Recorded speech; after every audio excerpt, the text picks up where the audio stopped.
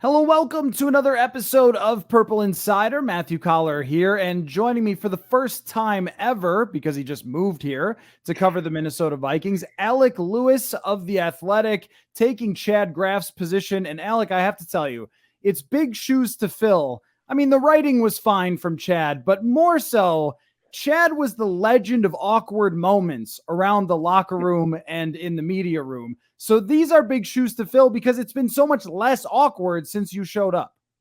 I can be awkward. Trust me. We can make that happen as quick as we want it. And I thought, yesterday, obviously, and we've talked about this, but I thought there were going to be 7 awkward moments. I'm asking dumb questions. I'm running.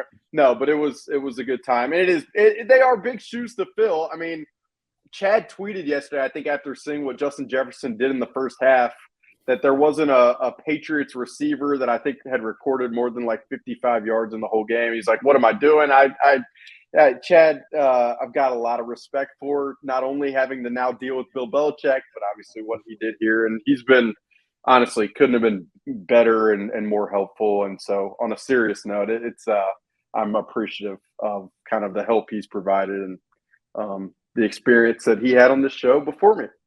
Well, you and I, speaking of experience, and yes, everyone knows on the show how much we appreciated Chad and love Chad here. But it is hilarious that he went to, after watching the Vikings destroy Matt Patricia many times, went to cover a team that decided to put Matt Patricia at offensive coordinator. And I'm shocked that it didn't work out. I just can't believe it. Belichick is finally like out galaxy brained himself, thinking that he could have no offensive coordinator or kind of the biggest joker doing it in Matt Patricia. And I'm just not surprised that it did not work out. But I am interested, though, to hear about your experience. Then we could get into the game and talk about the team and what it means going forward, because you and I have had something similar, which is we moved to cover the team right before the season started, which is like getting in a car accident. It's like you're looking around, who's there? What happened? I don't know what's going on. I remember, even like the first game I covered, I was like,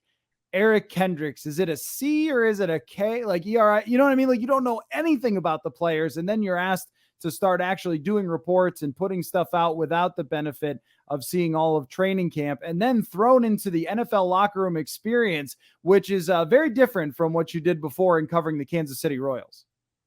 Yeah, it was a whirlwind. It's been a whirlwind. I mean, you said it. I literally moved here 2 weeks ago to Minneapolis. So I came up on an off week like a month ago, found an apartment, made that happen, got up here 2 weeks ago. And fortunately, with how good of a job guys like you do and Arif and a lot of people around here, I was able probably for a month, if not more, to read you guys' work and kind of listen to podcasts. And I was doing as much as I could while also trying to cover a Major League Baseball team to kind of understand the dynamics of the history here, which it's still just a major learning curve. But I got up here.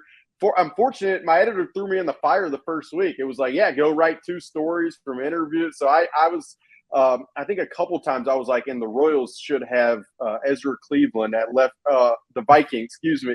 But it was a learning curve kind of that first week. And then obviously in the lead up to the game, trying to just get the mechanics of injury reports and all how that all works. And then obviously I told you this, but I did not sleep much before Sunday's game. I was kind of jacked up and just ready to go and nervous probably as well. And then the environment was unbelievable. The skull chant, hard to even I felt like I was out of body. Something was it was crazy. And then the game, obviously, and the new look offense and trying to assess what was going on. And the locker room afterward, there's people everywhere, cameras everywhere. It was crazy. But I'm really grateful for the opportunity.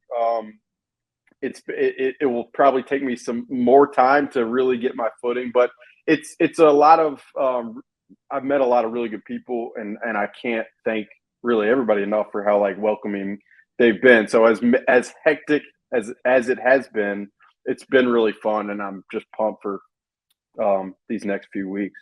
Well, I was lucky enough to get a lot of help in my first year from people like Eric Eager from Pro Football Focus, who comes on the show all the time, because you think you know football, and then you start covering it and you're like, oh, okay, there's a lot going on here. And the experience of covering a game is when you're on your couch watching on TV and you've seen the 13th ad in a row for Rescue 911 or whatever, you're like, man, this game's taking forever. But when you're covering it in the stadium and you're trying to take all these notes and mental notes and watch for all these details, it's actually going a lot faster. And that's been, and even like timing out, like, when am I going to go grab a drink or go to the bathroom or whatever else? Cause I don't want to miss anything. And what's going to matter here? What am I going to ask them about? What am I going to write about? Like, it's a lot quicker than that. And then, as you said, you walk into that locker room and there's so many people that it's like, who do I go talk to? Because you got a lot of options, and the like you said, the TV cameras are everywhere on game day,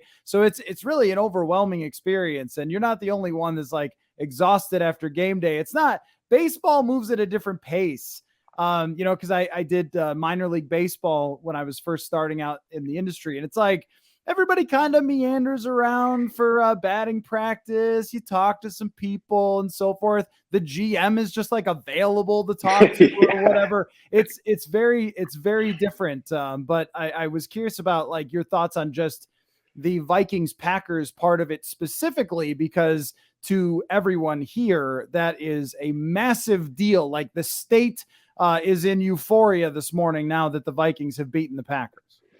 And you could feel it. I mean, not really. Like, I walked around yesterday morning, just downtown Minneapolis, like around where I lived, and like you saw people with jerseys. But I mean, the weather was great. The environment, it felt like a football like day. That's the only way I know how to really describe it. And then, like, walking in, I mean, you see as many people outside the stadiums and jerseys and stuff, and get inside, and then.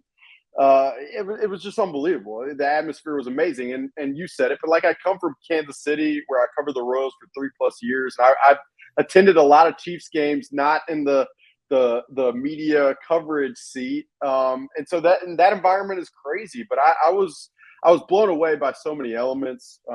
Be it just like how incredible US Bank is, the natural light that flows in. And to your point, I was trying to just like take it all in, but I kind of felt like the only way is like a quarterback in the pocket, stuff's like flying at you everywhere. You're trying to stay focused. Like, that's how the game was for me. And it is, you said it, way different than just watching a game on the couch. And it's hard probably for anybody to really understand that. It was hard for me, I think, to even think about that until I'm in the seat and I'm trying to dissect coverages and that type of thing. But the rivalry, I mean, I could just tell, talking to people around town and just watching kind of, I don't know, how people interacted and talked about the game. You could feel it, and it was amazing to be a part of. Yeah, and I think that it will take a while before you get used to that. And don't feel bad for us. We get snacks. So that's always, it's always helped to stay fueled up there during the game. But I remember Courtney Cronin, her first year was when they went 13-3. They lost Sam Bradford. Case Keenum came in, Minneapolis Miracle. And it was just like, wow, like the world is spinning off its axis here. So it's a really, like, remember these times, because you'll get a little more grizzled as you go along, but it's a super fun time for you. And one of the articles that you did when you first got here was really looking at Kevin O'Connell's background. And I feel like that's a great place to discuss what happened on Sunday, is because, like, to me, the number one story of Sunday wasn't just that Packers, struggled and Rodgers looked washed and Sammy Watkins looked super washed and they've got some problems to solve over there. It was really that it all happened the way that they dreamed it would happen. And Kevin O'Connell, sort of like to channel Denny Green, I assume you know this one, like, he was who we thought he was. At least for one day. That doesn't mean forever, but for one day, he was who we thought he was. And there's really no indication that he's going to be anybody else than what we've seen from the offensive innovator, to the guy who takes a more teaching approach, to the guy who's trying to create a culture that is going to be, a difference maker and have it matter. So I wonder what you found when you looked into his background about what kind of led him here to this place. Yeah, and I came in, obviously, to the job, and I obviously knew first-year head coach and GM, so I was fascinated by, like, how did this guy who 10 years ago was calling games for San Diego State football on the radio become an NFL head coach? And how did he what intrigued Sean McVay about it? And I think really my takeaway from talking to Mark Sanchez and Matt Cass and a bunch of these guys was he's just very calculated, and he's very cerebral in terms of like he's not going to really leave any stone unturned in his thought process. Like he's going to think things out. I mean, I think it speaks everything from the way they treated the preseason and not playing the starters and how healthy they entered week one. I mean, I think that was a purposeful approach for him. I think attacking on offense and trying to find ways to get Justin Jefferson the ball from all different spots. I mean, that is part of the thought process. And so I think it felt like talking to people about Kevin O'Connell, he was going to things were going to be planned out and things are going to be pretty structured. And obviously that first drive offensively, I think with how things developed, it was kind of how the people who have known Kevin O'Connell for a long time, I think would have talked about what they would have expected, because it was just right plays at right times. Obviously guys like Justin Jefferson in space. And so I think through that process, I remember Mark Sanchez said a quote, like Kevin O'Connell just loves the game within the game. And I think like he thinks about things from as minute as coverages and how the Packers are going to approach things. And it just felt like you saw that from the get-go, which I think was encouraging for obviously the people close to Kevin, but also Vikings fans. What's interesting to me from Kevin O'Connell is the natural comparisons that you have to make to Mike Zimmer, which you did not cover Mike Zimmer. It was a privilege. And I mean that sarcastically and seriously at the same time, because it was a privilege to cover someone who was so intelligent about football that I could learn. See, I think that this is something that you're going to have to do more yourself as reporters, that Kevin O'Connell is not teaching us about football. Mike Zimmer really was. I mean, he seemed to be like offended by the idea that we wouldn't know something with a player. So he needed to tell us, which got him in trouble at times, but we always knew it was going on. Kevin is much more calculated about how he handles things at the podium. Even at one point, he was going to say who had the most votes for captain. And then he was like, no, I'm actually not going to. He cut himself off. Yeah. It was just like, okay, so he's much more of that way. And he's not going to break down strengths and weaknesses of his players and things like that, like Mike Zimmer would. But I do think that what I get the impression of Kevin O'Connell is that when they went looking for a head coach, they went looking for someone who would listen to other people. And one of the issues that Mike Zimmer had was his stubbornness and kind of his belief that he knew best and everybody else needed to just do what he said and had no voice. And I think that at times that was probably right. Like him calling the plays on defense worked out great for the most part. But I also think that shortened his time maybe a little bit here and frustrated a lot of people that they just didn't feel like they were allowed to be in command. So I wonder what you think about it from that perspective of O'Connell making it being, calculated, but also making it the collaborative effort that they all talked about wanting when he was hired. Yeah, no doubt. And Josh McCown, who I talked to for that story, I remember he told me, like, the first time I met Kevin, I came in, I was a free agent thinking about signing with the Cleveland Browns. Kevin O'Connell had just been hired as the Cleveland Browns quarterback coach. And I think Josh McCown, who was older than Kevin at the time, was like, what does this young guy know? I want to sign somewhere where I can get better.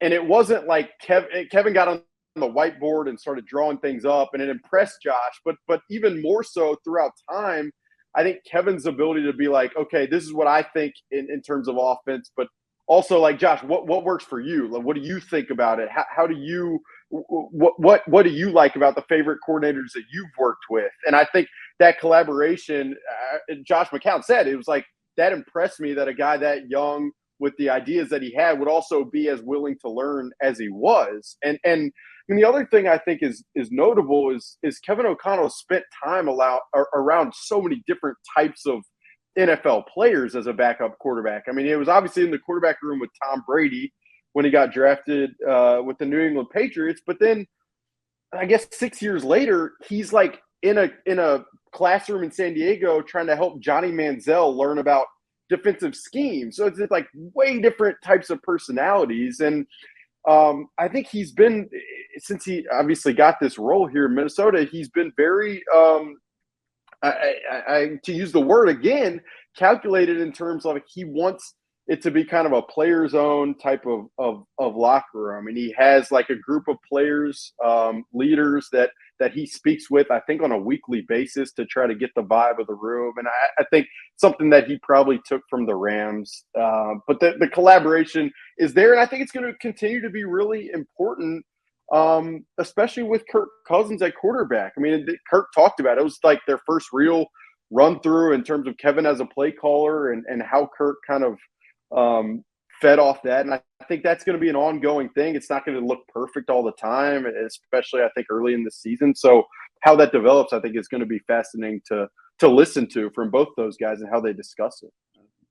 And it went so well that we did overlook any shortcomings of anything on the team yesterday, which is exactly how football works all the time. It is like, well, the right guard got a 30 Pro Football Focus grade yesterday. And, Kirk Cousins was shockingly good under pressure, which is probably going to regress, but we won't be that guy today, because I think that the bigger, broader strokes were that you found what you were looking for, at least for now. And everything has to be couched that way, because they could lose by 40 next week and then we'll all call them the biggest dummy.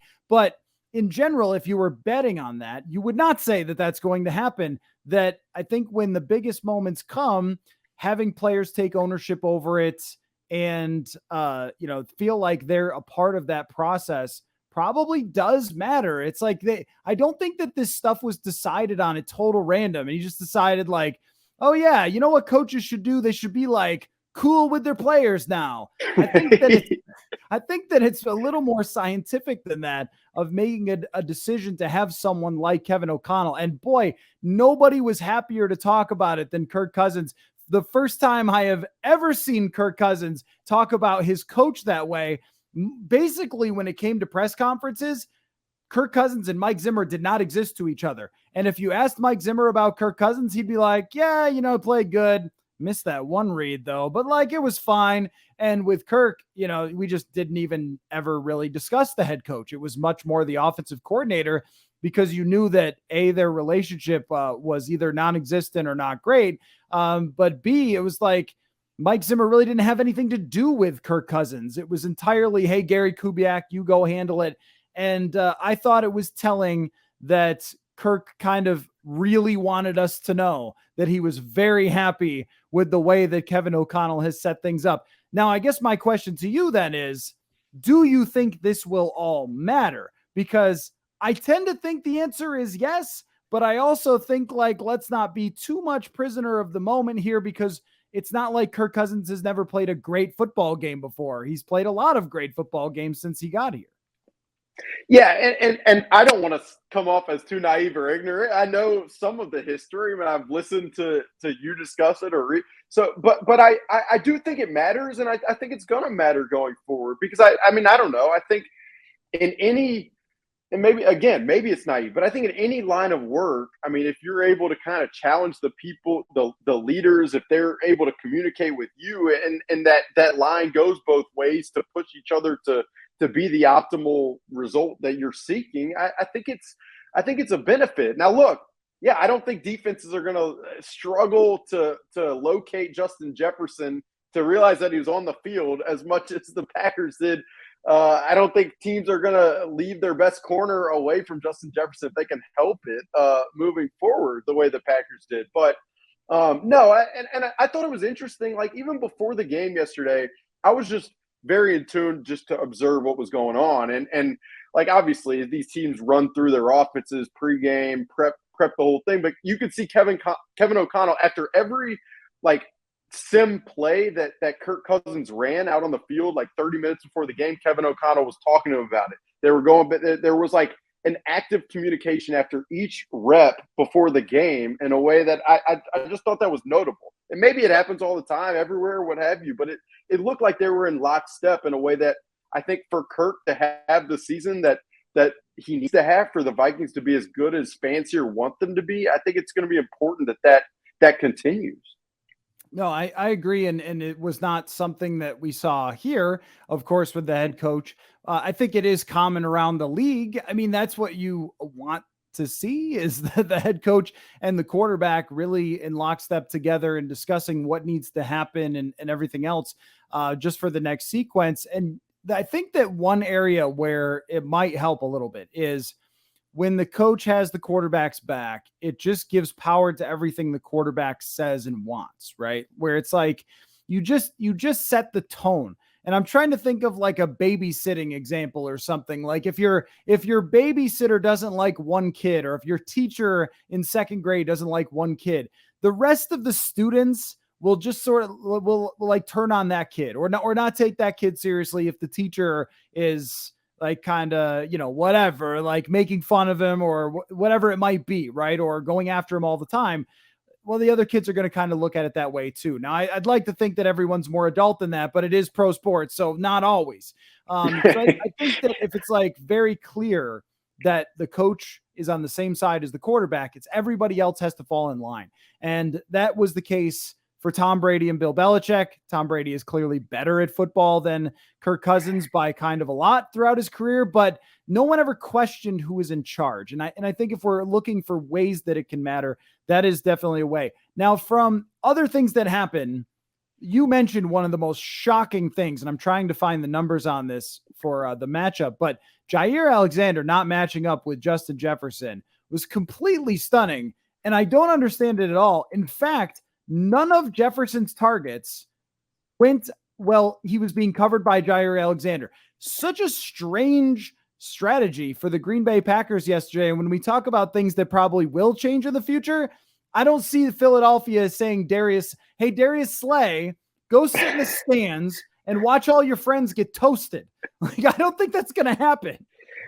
And I do think, and it was interesting because I was reading Matt Schneidman, who writes for the Packers for us at The Athletic, and I think it's not as simple as like I really want to make it out to be, that just like Jair's Alexander, like the Packers just, because I think their defense is so zone based that to have Jair Alexander man Justin Jefferson in motion all across, like I think it affects a lot of facets, and someone who understands the game at a level that I just don't at the moment would probably be able to explain that on a deeper level. So I think the utilization of motion that Kevin O'Connell did and the offense did yesterday, and having, I mean, there were times where Alexander Madison's out wide, Dalvin Cook's out wide, Johnny Munt, the Munt game, as I almost termed the headline yesterday. I mean, he was all over the place. They were doing so many things that I think to just say Jair Alexander man Justin Jefferson the entire time, moving all across the field, affect the coverage of every other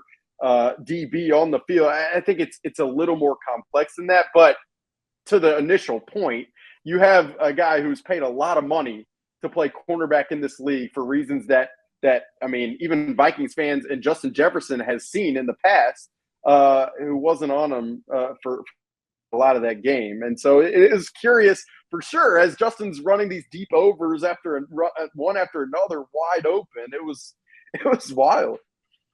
I went with establish the Munt. That's pretty good. That's pretty good. Once they got the Munt established, everything just fell into place after that. Just to look at, how Jefferson was matched up. He faced Quay Walker once, Preston Smith once. You probably noticed them. Rasul Douglas twice, Eric Stokes once, Darnell Savage, and Adrian Amos on 5 different targets. So they really were able to go after the safeties and set up those mismatches. And I just think that, it's again not the first time ever the Vikings have out-schemed a team. But this really reminded me of Kevin Stefanski, where it just seemed like one step ahead. Like they had a full understanding of what the Packers defense was going to do and made it their goal to just get Justin Jefferson away from the best player on the other team. And I mean, I think you're exactly right that it's very easy to say, well, just have him like do the thing. That's what teams do. However, where I would push back on like the X's and O's, the like, oh, you don't understand the zone defense. Okay, well, that's fine. But how many days did you have to get ready for this game? Oh, I know.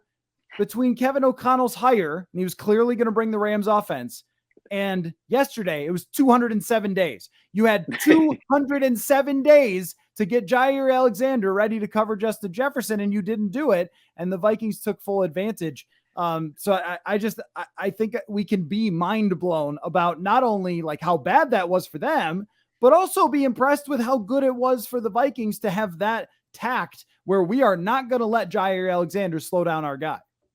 And Matt LaFleur essentially said after the game, he was like, "Yeah, they out schemed us and they found Justin Jefferson." Like it was like a pretty blunt quote from Matt LaFleur of like, "Yeah, they just kind of figured it out." And I think it's important to kind of note this too.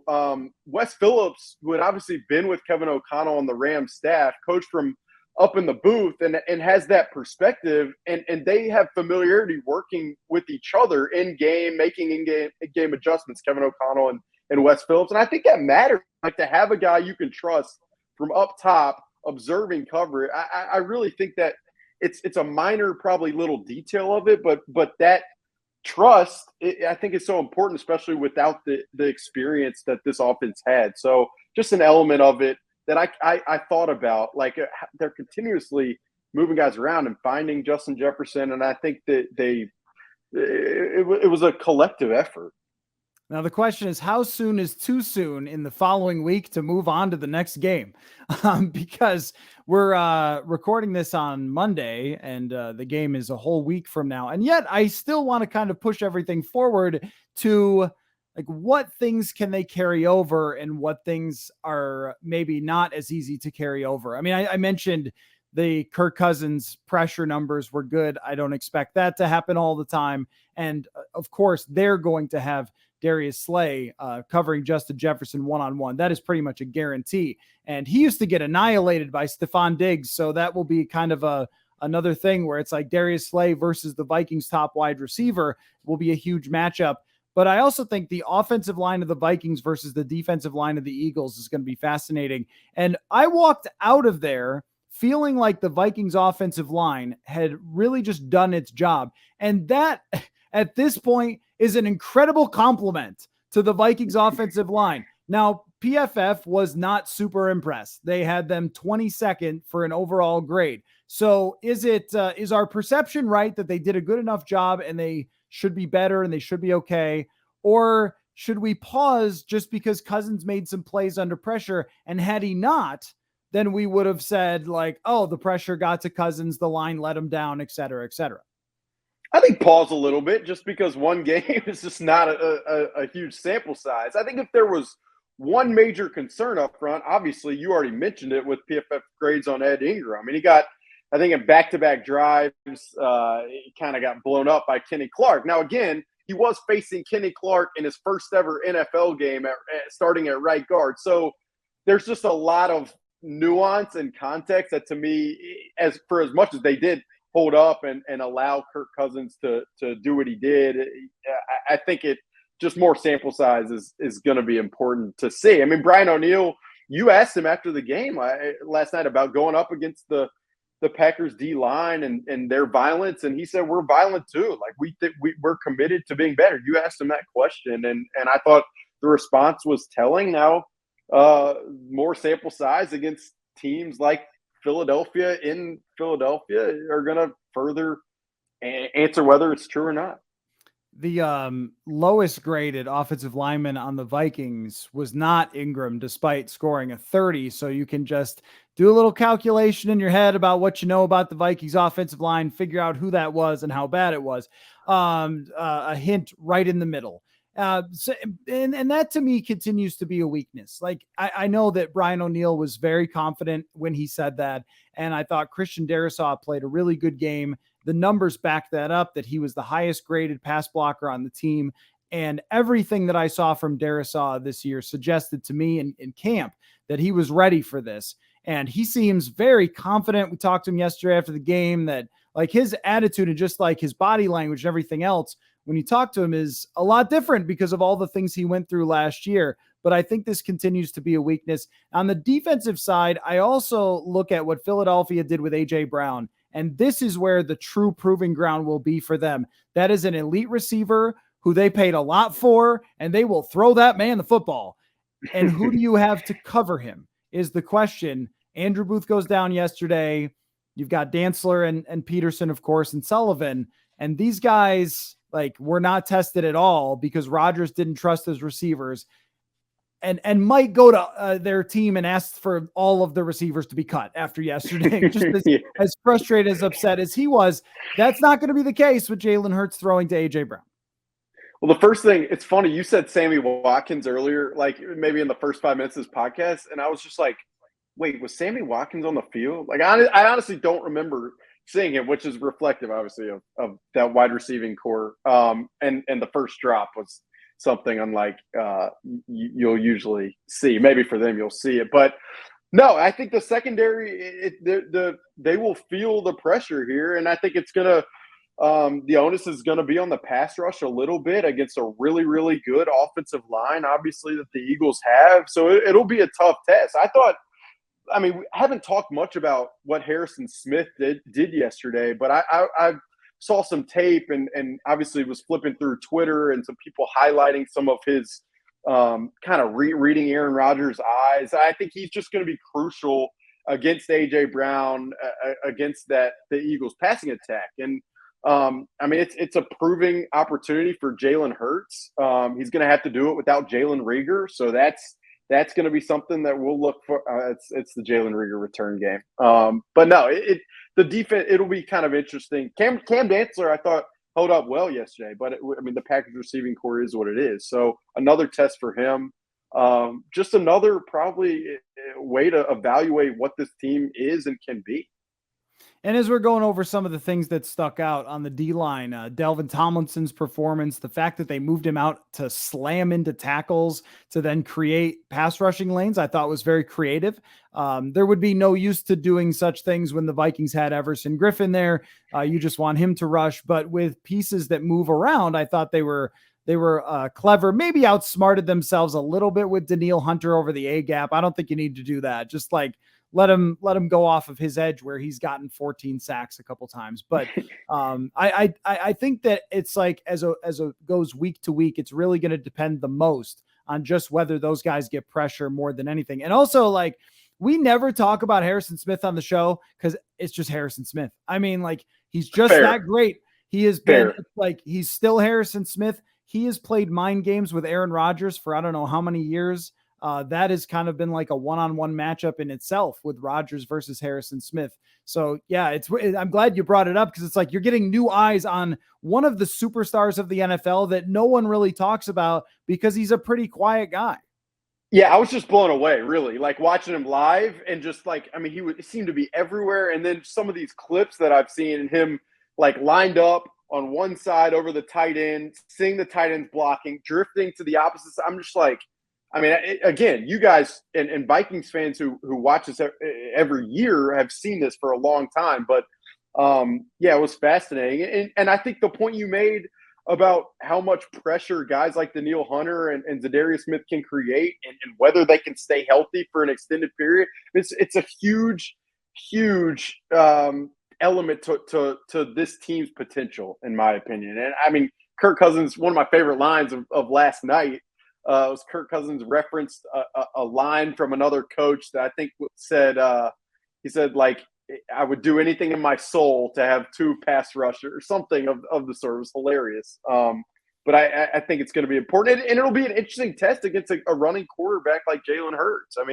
To be able to set the edge, keep him in the pocket, it'll be a different test. And I think it'll be fun to watch.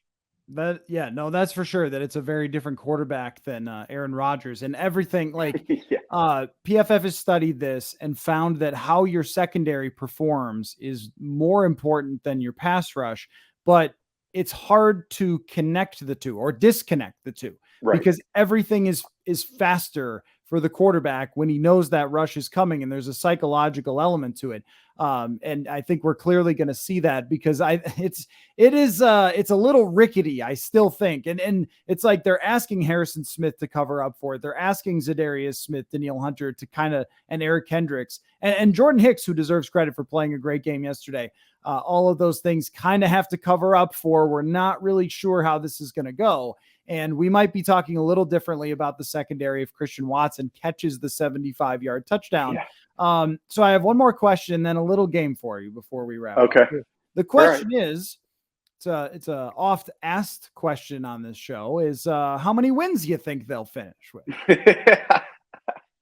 Unbelievable. So one of my buddies asked me this the other day, and I think I said 9. I'll up it to 10 right now. I mean, I think 10. Maybe I should go higher than that, be more optimistic. But I just think for as well as they performed, and understand, I mean, we need to hammer it, need to talk about it. It was a really important game, first game of a new regime. It just I guess I come from baseball. I'm so sample size oriented, and there's just not that big of one in the NFL. So I need to probably flip that switch real quick. But I'll say 10, and we'll see what happens. It'll be a really good test on Monday night. And I mean, we didn't really talk special teams. I joked about Jalen Rieger, and we didn't talk special teams because it's special teams. But I mean, Greg Joseph and what he did, I think that it's going to be an essential piece, as well as the punt return game and environments like that. I think if they can corral the 3 phases and marry them the way they did, they could win more than 10. But I'll say 10, and I'm glad I elongated that answer so much. Rieger venge game? Anybody? Yeah. Right? Am I right? Yeah. Well, so just so we know, like, us reporting during camp that Greg Joseph was kicking the ball really well, it didn't jinx him. Just that people were worried about that. It did not jinx him. Okay, so here's the game. Now everyone understands that you just moved here and you're just learning about the team. Okay. Yeah. So yeah. Don't feel bad if I'm there's gonna feel horrible. You don't know. But I want to ask you: have you heard of this guy with the Vikings history? And it'll get progressively harder. Okay. So we'll see kind of where you're at. Randy Moss. You heard of this guy? Yeah, I have. Yeah. Okay. What I'm going to need good some running proof. back. Tell me about Randy Moss. You've heard of him? Randy Moss, he's unbelievable. 84. Come on. Randy Moss, unbelievable. I think what year he was with? I mean, we're talking about the Vikings. He was with the Patriots in what, 2008, 2009? I have flashbacks to some of those games. Randy Moss is amazing. I like him as a commentator as well, but he's really good wide receiver. So thank you. That good start. Okay, I believe you. I believe you've heard of Randy Moss. Okay. How about Fran Tarkenton? Yeah, quarterback, Georgia, of course. Okay. Yeah. All right. Okay. Go Dogs. Let's get a little bit harder here. Chris Doleman. I should probably know Chris Doleman. I don't know Chris Doleman. Chris Doleman does have a gold jacket. That's bad. That's bad. It's okay. For the first 6 months on the beat. In fact, I have a book that I had the author on who wrote about the whole history of the Vikings. I'll give it to you. But well, here's the deal. Like, it's interesting. I was talking to Arif about this the other day. It's like, okay, I'm trying to learn about personnel groupings. I'm trying to learn about current strategy in the NFL with weak zone. I'm trying to learn about match coverage, match zone. I'm trying to learn about 3-4 defenses and Brandon Staley, Vic Fangio's scheme. Trying to learn the entire roster, every coach involved, the brass. I mean, there's a lot going on, and I got to add history. Got to add it. You know what you sound like here is a guy making excuses, is what you sound. Yeah. There you go. There are no excuses in football. That's for baseball. The ball bounced wrong, so you're gonna have to adjust. Okay, so Chris Doleman is a Hall of Fame pass rusher who played for the Vikings. I gotta know that. From the 80s to the 90s, but was also played for the Falcons, for the 49ers. Unbelievable player of the era. One of the greatest of all time edge rushers. How about, so we'll take a step back here. How about Dante Culpepper? Yeah, of course. Quarterback. Yes. Yeah. I played with Dante Culpepper on like NFL Street or something. I don't know if you're the right age to have had a Dreamcast, but I went and bought one as an adult because the NFL 2K game was so amazing with Randy Moss and Dante Culpepper. How about Tommy Kramer? Is he a lineman? No. You got to follow Tommy on Twitter. Tommy Kramer was a quarterback in the 80s for the Vikings and is one of the Please don't tag him on that clip or post that clip. Man, that would be It's okay. You bad. Just got here. Everyone understands. I'm just trying to get a general sense. Tommy Kramer is not super well known outside of Minnesota, but as far as former Vikings, one of the most beloved and popular Vikings, especially post-career. Like, he has a urinal with the Packers logo on it in his house. Sure. So he's Sure. really leaned into that. Why would you not? If you could, why would you not? Okay, I'll give you a couple more. How about Jared Allen? Yeah, of course. Defensive lineman, yeah, stud player, fun to watch. I don't know, personality. I was watching. There was a Packers Vikings like throwback game. I tweeted a picture of Brad Childress, who was wearing like one of those. His headset looked like he was like cold calling somebody for insurance. Nothing against Brad Childress, I have not. But so I was watching that game. Jared Allen was kind of on fire, so it was fun. Yeah, and also is going into the Vikings Ring of Honor this year, so maybe there will be an athletic feature at some point about him. All right, one more. Who would be important for you to know from Vikings history? How random do we want to get? If you didn't know Chris Doleman, I don't want to do too much to you. How about Pat Williams? You know, Pat Williams? Was talking about him last night with John and Arif. We after the game we were talking about Pat and Kevin, I believe. So rings a bell. Okay, so it seems like your 2000s Vikings is pretty solid. Yeah, Blair Walsh. Just when you go back farther than that. Yeah, Blair Walsh I could get. I mean, Chad Greenway I know. Christian Ponder, Laquan Treadwell. These are human beings who were Vikings. Okay, last one. Gary Anderson. Oh, you're gonna have to learn this one, my brother. No, I've heard it. Like, I know, and if I saw highlights, it would be like, yeah, Gary Anderson. That's, I guess, a cop out. You're probably like, come on, man. There's one particular highlight that is very fundamental to how Minnesota Vikings fans view not just the whole thing, but this one exists in the blood. Okay, this is inescapable. Gary Anderson in 1998. It's so fun to tell someone about this. Yeah. In 1998, I can hear everyone screaming like about this. The Minnesota Vikings went 15-1. It was Randy Moss's rookie year, and Randall Cunningham had this unbelievable season at the time, one of the greatest ever by a quarterback. And they, in the NFC Championship game, had the ball. And all they needed was a field goal to put them up by 10 points. I knew it was going to be kicker. And Gary Anderson made every kick that season. Not like hyperbolically. I mean, literally. Every kick. And John Madden says on the broadcast, and I was a young tyke watching this, so I recall it quite well. John Madden says, this guy's made every single kick this year, so he's going to put this one right through. And he missed it wide to the left. And they ended up giving up a game-tying drive. They lose in overtime. The Atlanta Falcons go to the Super Bowl instead of the Minnesota Vikings, and then just get whooped by John Elway. So they were in their greatest season since the 70s. They were a few feet away from one of the greatest kickers of all time in Gary Anderson, who had made every single kick. And it was 38 yards away or whatever. So, yeah, it was like a chip shot, and he missed it. The randomness of football can be cruel. And I don't need to tell anybody here that. But, yeah, it's good to know. But it's kind of not. I mean, it's not a good thing. So, I don't know. I mean, every time this will be our bit. Every time you come on the show, I'm going to tell you about a different Vikings travesty that you don't know about. All right. Maybe I should prep, or is it more fun if I just listen like story time? No, it's way more fun. I'm not saying don't look up any Vikings history, but you'll be busy on the game. Stuff. So, and not only that, but the rabbit hole of this goes so outrageously deep that even if you have heard of some of them, I'll find new ones. So what is cool is it's built a character in people here that I can tangibly see it. I mean, it was interesting. I went to a restaurant the other night. There was a Vikings fan. I knew he was wearing a shirt or something sitting next to me. And I asked, like, what do you think about the team this year? And I'm just like playing it. He didn't know that I now have this job writing about it. And he's like, we'll see, man. We'll see. It was like built by years of I couldn't get anything out of him, but I mean I get it. He's been through it. He's been through it.